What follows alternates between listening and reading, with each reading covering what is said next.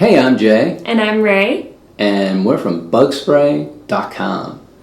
Today, we're going to be talking about something a little different. It's not a specific pest, and actually, it's not really anything that exists by name, but it is definitely a problem for many, many people, and it's something that has to be addressed. What I'm talking about are invisible bugs. Now, what's an invisible bug? Well, an invisible bug is something that the person that is having a problem is not able to identify. Most of the time, there are symptoms that tell them that they have a problem. And the symptoms can be anything from having a rash or having some kind of a bite, reaction on the skin. Sometimes they're feeling something.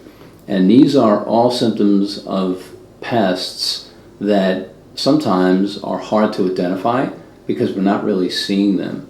If you think about it, there are many things that are really small that we can see. For example, an electron or a proton. We can see them, but we need the help of a really powerful microscope to do that.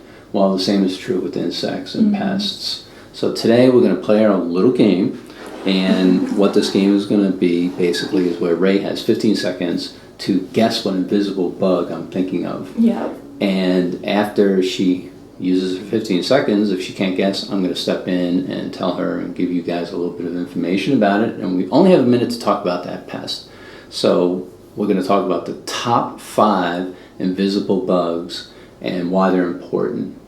Now to start, you need to go to let's go to the S section. Okay. And in here is an invisible bug. I'm going to start the timer, and you're going to have 15 seconds to be able to give me your guess at what it is that I'm thinking of. I'm thinking of, and the clue is what horses like to eat.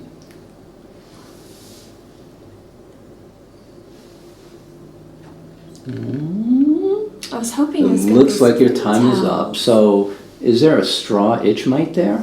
Oh, let's see. I think there is. A straw itch mite, very, very common on things like pine straw and mulch and things around the house that people bring, they get from landscapers or from your local nursery supply. And in there are these tiny mites. And when you put out the straw, you get the mites on your hands, they can get in your arms.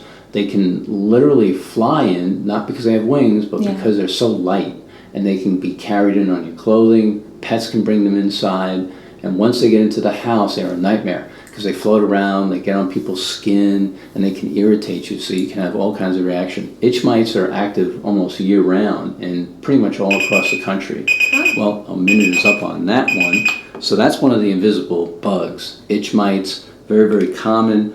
They are a real pain in the neck to deal with because we really can't see them. That is a true invisible bug. Wow. All right, now let's go to the N section. Okay, we're at the end. Oh, this is nice. There's 3 bugs. Oh no, this is too not I think fair. I already know it. Well, that just gives me too much time to talk about it, so I'm going to just have to start the clock. And I'm going to have to come up with a clue that maybe will trick you, and I don't know what clue that could possibly be. I'm still going to say no CMs. You have to. There's no other option here. I mean, just 3 options. No seams. No seams are actually a type of fly, and most people have them in coastal areas where they're close to water. So all of your coastal states, if you're around a lake or a pond or a stream, you can have them. But the fact is, no seams exist in all states. They're a type of midge, and they are aggressive. They see people. They're very, very small, and some of them are so small that they look like dust when they're flying around. Wow. So for some people, they'll describe them as dust. Like, I see these in the sunlight, and they're getting on me, and they're causing issues. And no seams are almost always the culprit. They can live inside a house. Once you bring them inside, they just need some moisture. So something like a potted plant or a sink or an appliance that's got a little moisture in it. I mean, I could talk a lot about no seams, so they're definitely on the list. All right, that one was not fair. Not fair. I mean, I should have added a bunch of other ends to the index just to throw you off. All right, so next pass, you're going to need to go to the S section. Okay. You there? Yep. All right. Now this clue is what you get after you have a cut, the days after a cut. Too many S's. Let's see. What about scabies? Yes. So what we're talking about here are scabies. Okay. And scabies are traditionally a problem that people get in their skin. They're actually a mite, and they get embedded in our skin, and they can cause all kinds of rashes. People think that scabies can't live off of a host, like a person or a pet, but scabies can fall off of us, and they can get into furniture, and they can linger for a short period of time, absolutely. Wow. Just like head lice or something. And for that reason, sometimes you need to treat, and they are clearly very difficult to see. So scabies is something that you can pick up from work or from a friend, and it's kind of invisible, but you will have all of the symptoms on your skin because they do create these nasty rashes. I keep going to my hands because that's the most common place that people get them. So scabies definitely on the list of invisible bugs.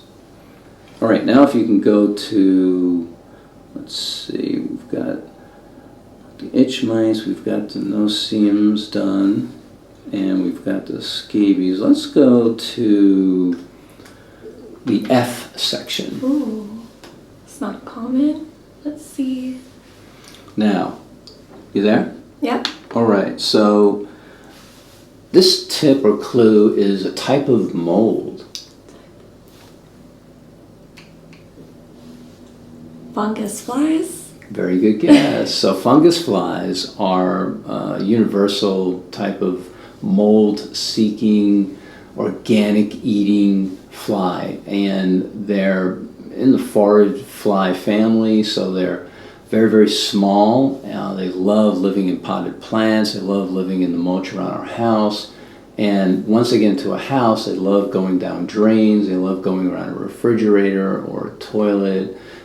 They find moisture in so many different areas. Windows can actually sustain fungus flies. And fungus flies, they don't really sting intentionally, but they are drawn to our skin because of saline. So like if you're sitting down, you get a little moisture, say, behind your knee, that's a spot where they would come, and people will feel them landing on them.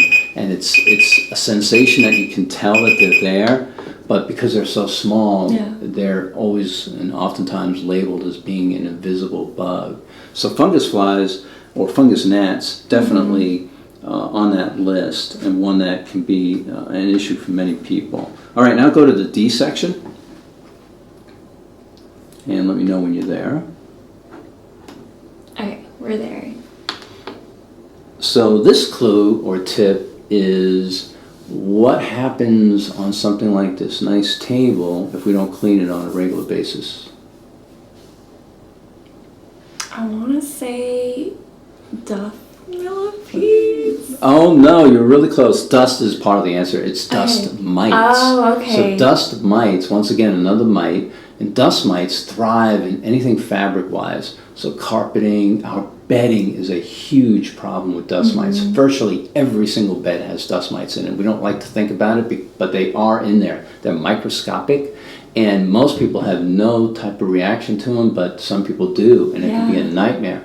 So if you have carpeting, if you have furniture, anything with a fabric, you're going to have dust mites in there. And then what happens, of course, is if you're sensitive to them, you will have all kinds of skin conditions, and you can't see them. They're just too small. So like the oak itch mite, they're just too small to be seen without the help of a microscope. And I think in the big picture, that's what this whole presentation is about.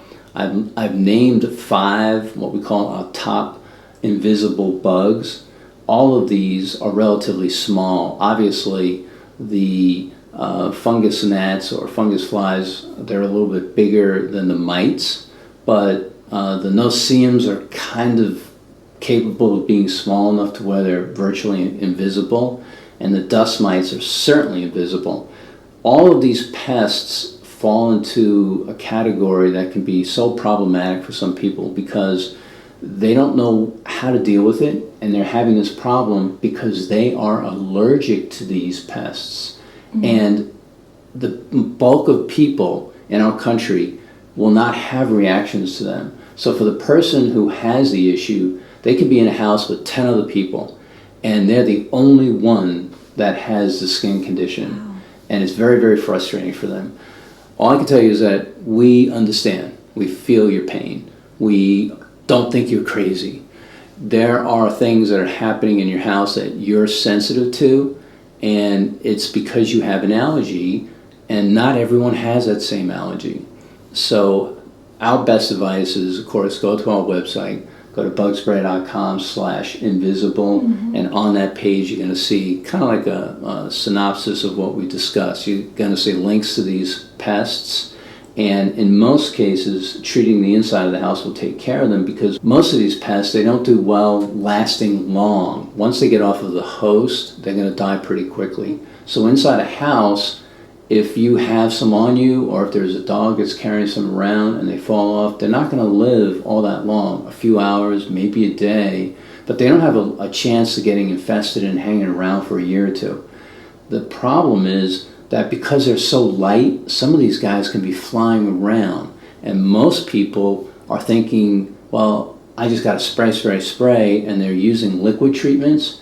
And when I say flying around, they're not like mites with wings. They're not, flying like a bird, but they're in the air. So when they get off of a pad or they get off of the fabric, like a dust mite, when you smash a piece of furniture or some bedding, the dust mites shoot up into the air. And then they can float around up there for half an hour or an hour. And then if you're walking by, you can get some on you.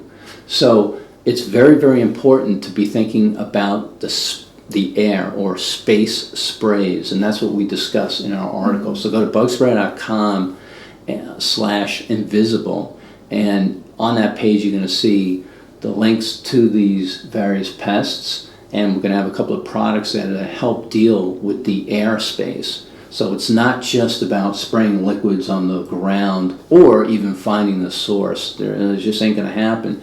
These guys exist everywhere, and once you get them inside the house, it's going to be a combination of some treatments to the carpeting and to the furniture, but also dealing with the air space. That's critical for the invisible bugs.